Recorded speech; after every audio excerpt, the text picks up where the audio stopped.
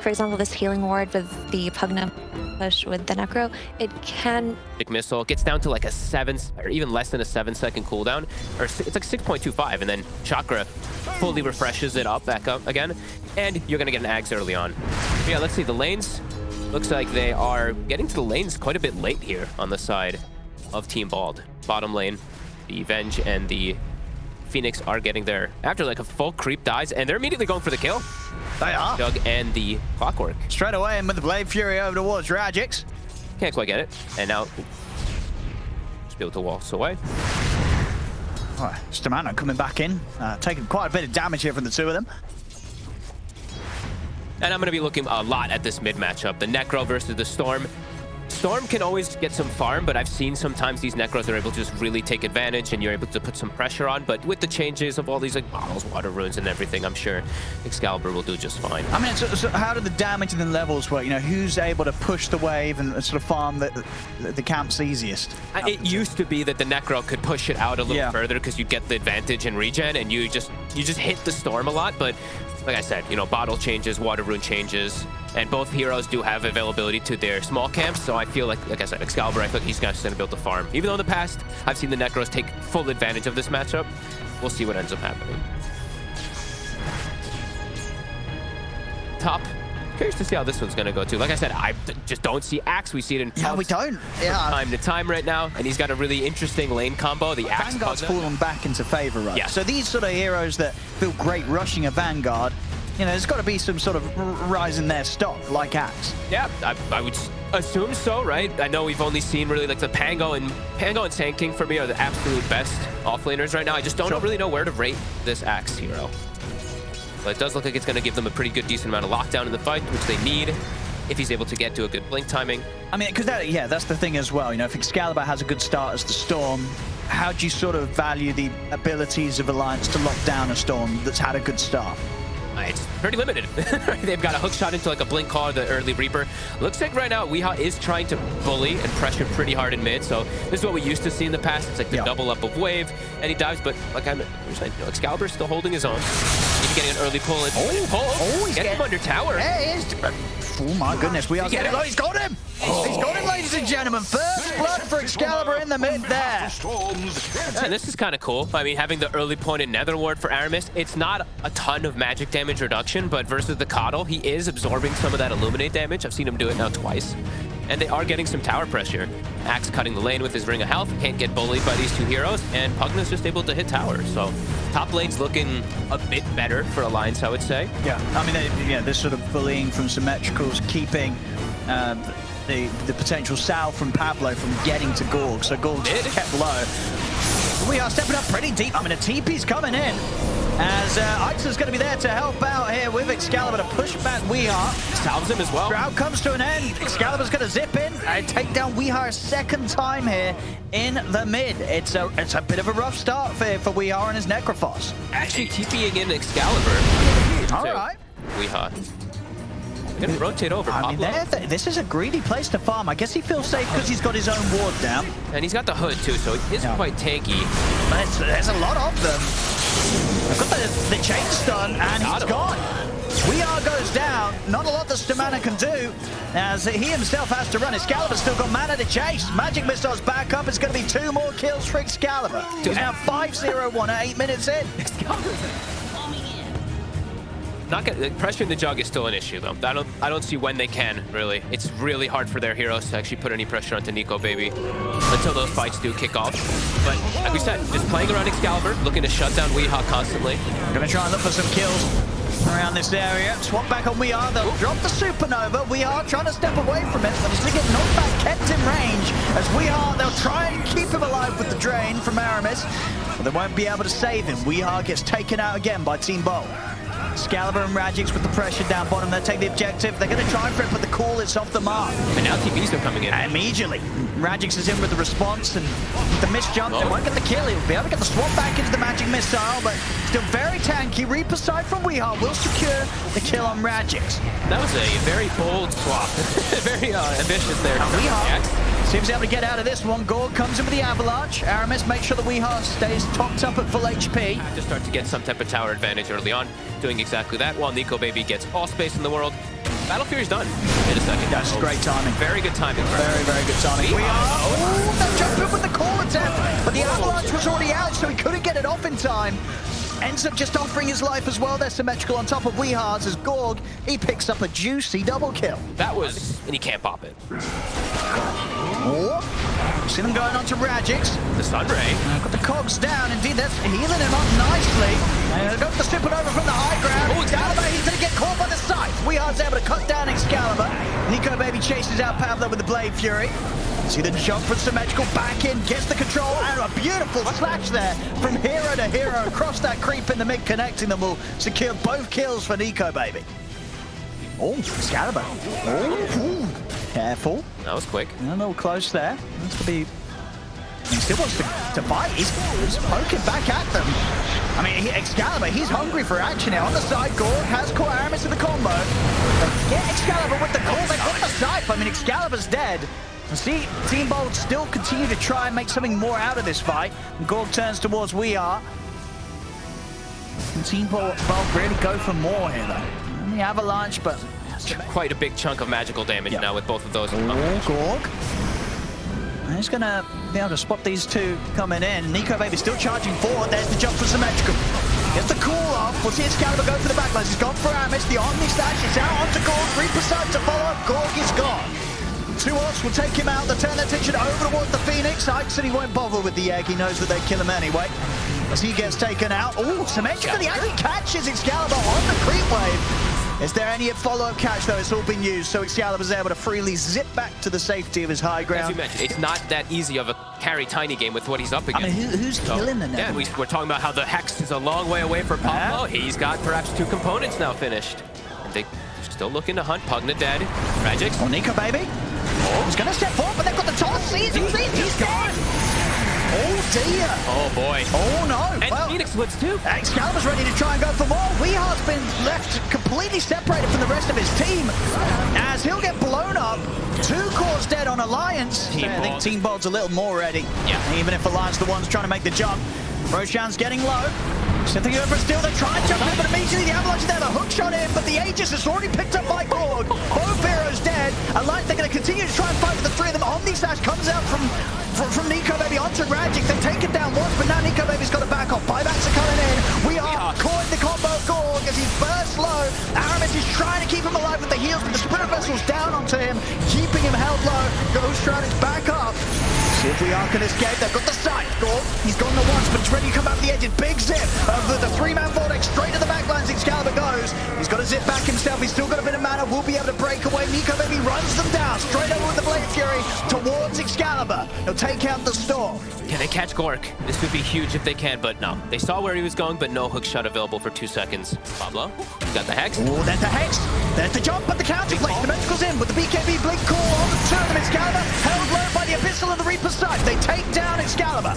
Swap to the side. They put the Supernova down and pop the Omni Slash. Big Omni Slash as well. Hook shot over. They're bringing them down all right. They're taking out 2. The turnover one's gone, but Gorg's swiping back hard. They have the stuns. Gorg's life disarmed as well. As 4 dead. Alliance, they'll be able to take this fight. As Pablo, the only one able to run and escape from this. Oh, a Nico Baby. Careful. Got to be a little careful. Oh, he's going to be fine. I got it now.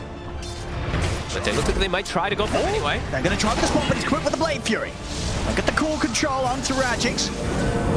See if Team Bold want to get in on this to help Radix out. Big zip. Oh, it's the Vortex. Onto 4. Where's the follow? Gorg's in. A toss up as they're bringing the lights down low. They've taken down Stamanners. The heals though. Got the scythe out to Excalibur. That's Excalibur gone. Gorg, has he got enough damage for Nico Baby? He hasn't because the Blade Fury's back up. Nico Baby turns to chase down Gorg with the Blade Fury. The Glimmer. The Silver Edge. He's going to be able to get out. Gorg blinks away, but they've lost 3 heroes, Team Bold. He's just, I mean, Nico Baby's unbelievably tanky as we saw there. And they're getting free casting. Oh, smoke on smoke. Nico Baby's going to find Ixon, but Ixon's away with the dive. Gorg, does he want to go back in on this with the Blade Fury ends? They'll swap Nico Baby back towards Gorg, but Gorg's hesitant on committing in. Knows there's a lot of alliance. Excalibur, he's in with the BKB. The Vortex, they're going to focus down Nico Baby. Can they burst this jump? The sun rate's burning him down. He's getting low, tossed up. Oh, the end, they're taking him out. Nico Baby falls. Immediate buyback from the Juggernaut. It's Pablo. He's having some fun here with Stamana, pretty deep, far away from the rest of his team. He's able to move out there with the Glimmer Cave. The side's down onto Gorg. Gorg is gone. No buyback.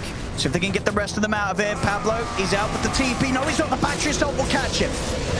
As Alliance, they'll catch Pablo on the escape. They'll also kill off Radix. Buyback gold has just come up for the 3 of them. Happened and he switched to a flicker in that fight. So maybe that could have gone kind of either way. Do you feel like Alliance has a good flank? Gorgc thinking about it. He's got to be very careful on how he commits. And he knows that he's being careful. There's the jump. Excalibur, they look to burst the axe immediately. They'll be able to do so. That's symmetrical going to buy back. On these guys coming out to Gorg, but the swap's there from Radix. Radix tanks the remainder of it to save Gorg. Gorg into the side, looks towards Damana, but the Reaper side's there. Down on a Gorg, Gorg's out. He has got buyback available. Same to be said for Radix. They'll both use it. There's Radix. There's Illusion in trouble, but there's the pull. Vortex out onto the 2 of them. Gorg, does he want to get on this? There's still the Aegis for a bit more. There's the toss-up onto Weehaw. Weehaw's burst. NECROPHOS steps back in. 40 seconds left on the Aegis, so he's still safe. Swapping one, but no, not going to go for it. We saw the double Reaper really coming into play. As does it. Nico, baby. Look at the jump. 20 seconds left on the Aegis. They will get its usage. Did you not? Has it gone once? Oh, that's swap. They catch the axe. But the BKB's out in time. What's the call? He's called Radix. Full refresher. Second call, but it's over the neck. There's the 3-man vortex. Counter play from Stramanen as he's in with the hook shot. Pops down the Cogs. Excalibur still got enough mana to get back up to the high ground. But the Yules has caught him. A business play from Nico, baby. Swap to the side, though. Excalibur's going to be saved. Gorg's in with the jump. 2-man avalanche. They're trying to focus down this axe. But Gorg's getting low. Don't out of the game. They've lost 2 of their cores. Excalibur's trying to rectify the fight. But it's 5v3. The heals from Aramis, the forced down low ground, keeps Nico, baby, safe. As Alliance, they've got everybody alive. Team Bold, no Gorg, no Radix. I mean, can they really hold for 80 seconds, 100 seconds before their backup's in? They still be Megas. Got Supernova in 10 seconds. They try for the jump and immediately Excalibur gets caught. They're in with the call. Hook shot to follow up. Is he able to zip in time? He is. Excalibur will live.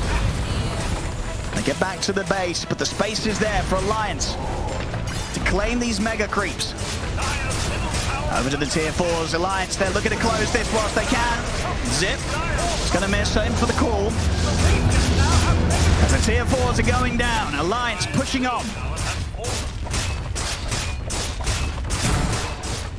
Team Bob, what have they got with the 3 of them? Another attempt. They get the opening. Onto the jug. There's the call. The Supernova's out. NECROPHOS is going to move over straight away with the Blade Fury to take down the egg, and they're able to do so. 4 dead, no buybacks. GG is called. Alliance will take this game 1. But what a game 1 it was. This was super exciting. It looked like Alliance was going to just take it pretty cleanly, but then that one base defense from Team Bald kind of swung everything back to potentially giving them a shot in this game. But Alliance, they find their footing. A couple good fights, especially that one around the Secret Shop with that Omni Slash, really starts to solidify that advantage for them. But whew.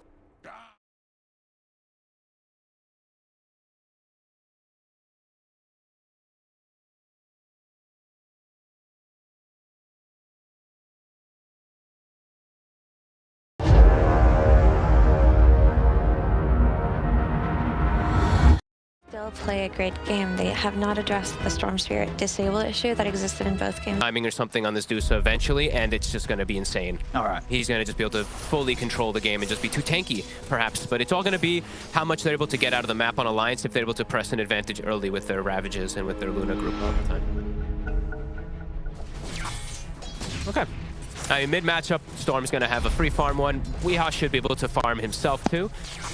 But yeah, let's see how these all go down. They did actually get the wave under the tower. Can be a little difficult for sometimes for Medusa to last hit under it, but Gorgc will at least get the 2. And what is it that sort of feels nice to you about this last, the DK coming in from Radix? I think it's just an incredibly strong hero that's on the rise. And they also, their Mars and their Centaur was taken out, which I think the Mars would have been slightly better, but I don't know, DK for me, China's first picking it. This new timing with your shard is unbelievable how much damage it does because it lingers. So it's always going to do at least it's going to do 500 damage in a stun or more every single time when you get a connection. Feels really strong, good tempo setter, and it's just a really good front line for them.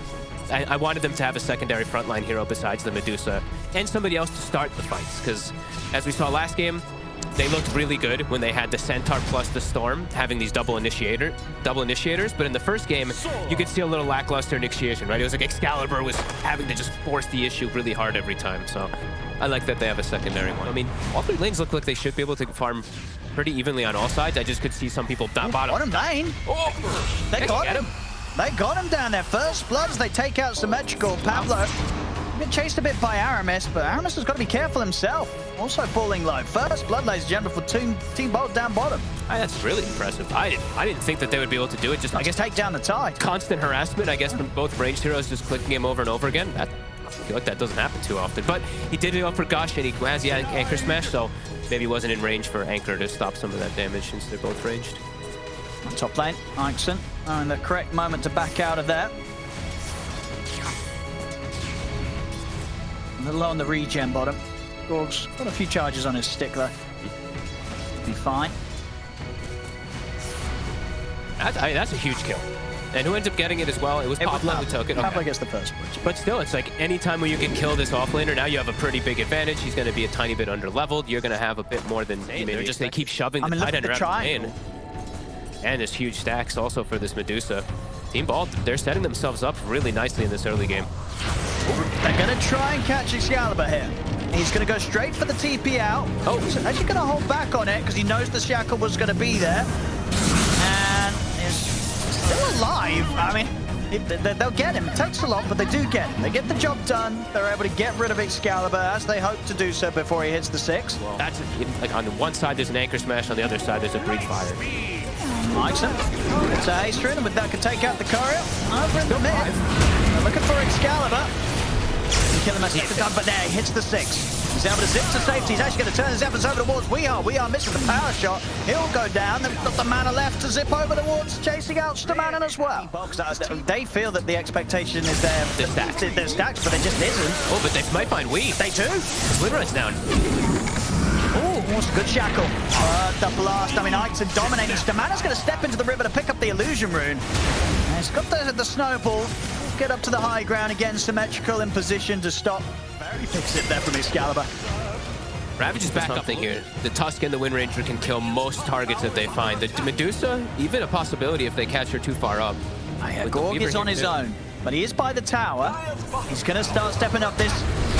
Could be a dangerous spot for him. He's trying to get the ult off, but the Shackle's there. Sticking on enough mana. As he does die, he's gone. See what they can find in return. They'll get WEU. They get the trade. But Alliance, they get that big kill. Slowing down Gorg, that's the most important thing they can go for right now. Bottom lane, though, NECROPHOS in trouble. Team Bolt then make the same move onto Alliance's carry when they see Gorg getting gone on top. And Excalibur still has mana to work with. Should be able to just zip himself out of here. Got to be a little careful because Ravage is available for Symmetrical. Symmetrical's sort of baiting it out. He knows that. And that's so greedy, right? Rather than having your max swarm, Weaver's holding the chip vest. All right. Mid lane, Rajix. With his Blink Dagger too, and it's 15 minutes. Oh, a fireball. Oh, there's the Ravage. Okay. It's 3-man Ravage. They come up with the snowball straight over towards Excalibur. Punch up as well. Excalibur gets taken down. They get the storm. They'll look to go for more here with the lockdown over towards Rajix. They focus him down with a focus fire. Rajix will try and turn and stand his ground, but the damage has been done. 2 kills for Alliance. Make that 3. They dive in, take down Ixon as well beyond the tower. That's exactly what they needed with that first Ravage reveal with the blink from Symmetrical. Huge hit, connecting the chain stun perfectly onto the storm and just having that overwhelming damage. That was really nice jump. And they get into the ancient area, take some farm away. And he didn't have to use BKB on Luna too. He had the item, but he didn't actually have to use it because of the way that that fight went. And Weaver, Aramis lived literally with like, I think, I don't know, 50 HP, 30 HP or something. That was close, yeah, nearly didn't get the time lapse off. Item overall on Int Heroes, since you don't get that 20 intelligence. Ixon. Oh, he's caught here. He's looking pretty dead, trapped by the shards. Alliance. Trying to get Since it. he has the Mask of Madness, so he could still go for that just to counteract the straight physical damage. Look at the Gorg. Oh, they get the jump. He did get the Stone Gaze off in time. TPs are coming in. That immediate reaction with the ultimate major save Gorg here. His backup's turning up. Zip across the pushback out of the two of them. They take down Aramis. We are broken the tide. We are nearly dying. In fact, he does. We are goes down. They're losing 4 heroes here, Alliance. As Aramis and NECROPHOS, they're still trying to find Gorg. He's still alive. With the BKB, they've burnt his mana, but the BKB for NECROPHOS is going to come to an end, and as soon as it does, Rajix is ready with a Dragon Tail. NECROPHOS goes down, jump forward from Rajix, he's over towards Aramis. He's Shakuchi away, but he's burning and he's burning out. As Alliance, everybody is dead. And Gorgc survives, level 20 now. That was all the reaction from Gorgc, really. He definitely deserves some tips. That reaction time beautiful. there. Just the cleanup. Also get the blink away from the tide, but the jump. Oh, they do. They get in with the silence on Aramis. The Ravage comes out. And the snowball will save Aramis. Allows him to time that. They turn onto Excalibur. They blow him up. Excalibur goes down. Nico Baby moves over with the Eclipse. He's on top of Ixon. 3 kills straight up there for Alliance. This is my shot. Looked a little weird at first, too.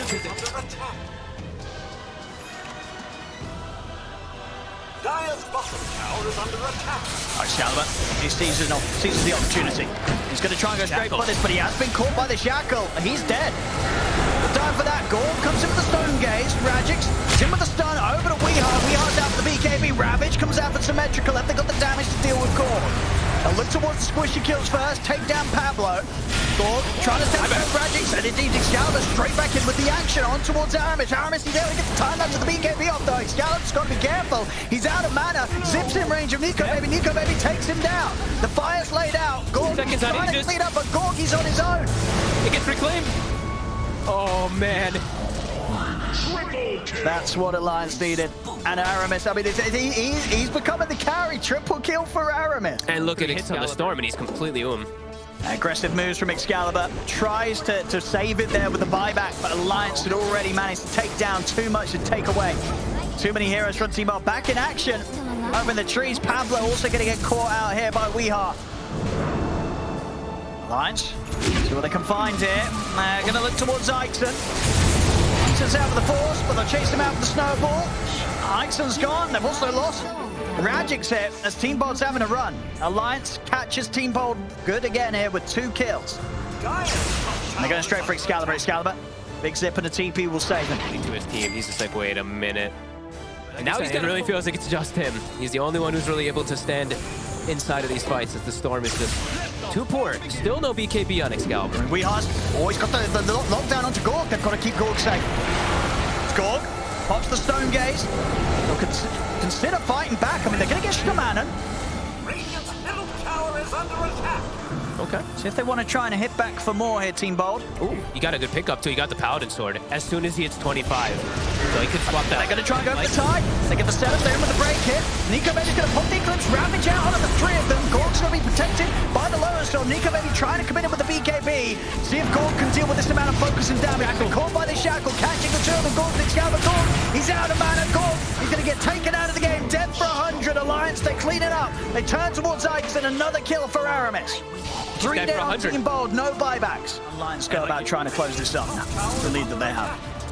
Gonna catch in the tree lines. They see Pablo.